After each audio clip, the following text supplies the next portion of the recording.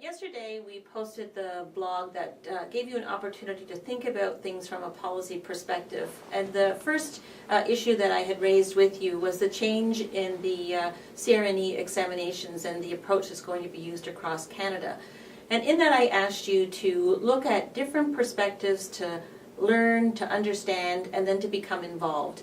And we've been fortunate to have the opportunity today to talk with Dr. Karen Eisler, who's the Executive Director for the Saskatchewan Registered Nurses Association.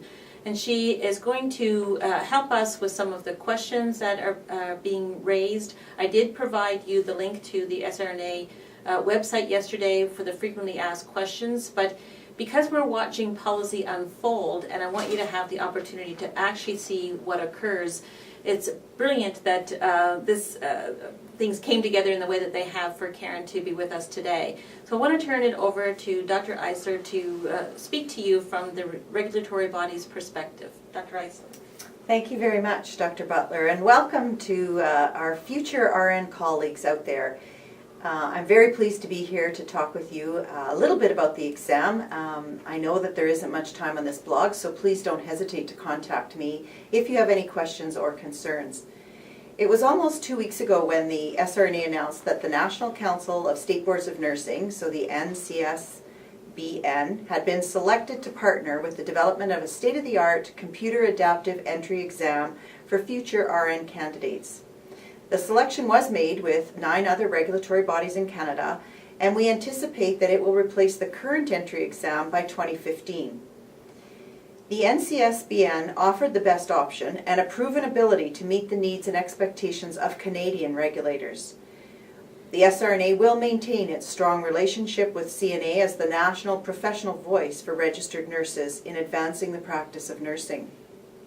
The NCSB has proposed the development of the Canadian exam will have a review of Canadian entry to practice competencies, that we will look at a practice analysis of Canadian RN practice, that we will review the existing exam bank questions by Canadian RN subject matter experts, and we will involve Canadian registered nurses and students in exam question development. There'll be opportunities for nurse educators and students to learn about the new exam in the coming months and for RNs to participate in that development. Currently, RN candidates write a paper and pen examination, and the current CRNE continues to be a valid and reliable assessment of entry-level competencies. However, the new exam will have computer features that will make it affordable, flexible, and accessible year-round, and will provide exam results within 48 hours, leading to a timely registration for nursing candidates. The U.S. Patriot Act is one of several security-related pieces of legislation passed in 2001, including the Canadian Anti-Terrorism Act. Our legal advice on this issue was that the concern is real, and addressing those issues related to this act is complex and yet not insurmountable. This will be one of the factors that we must address and clearly demonstrate in negotiations before the SRNA will approve the exam.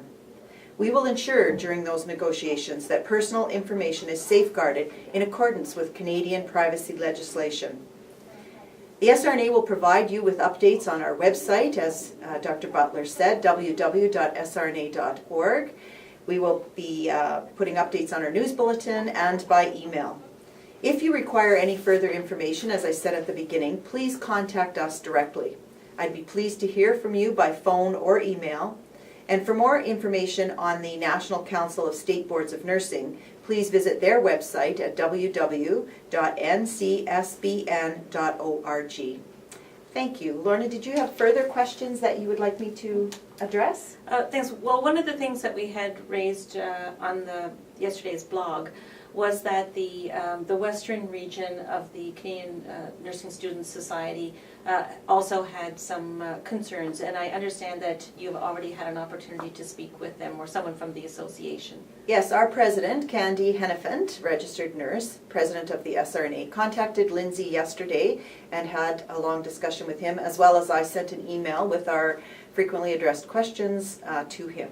I have not heard directly from him, but I do invite you to contact us. So I think with the information that we provided yesterday, the perspective from the regulatory body today, it gives you a second opportunity to think about the issues. And again, my point in doing this, one is that you are well informed, that you actually get to hear from the person and the people involved so that you have a relationship or understand who they are, and that you do consider this an opportunity to participate and watch policy in action. Thank you.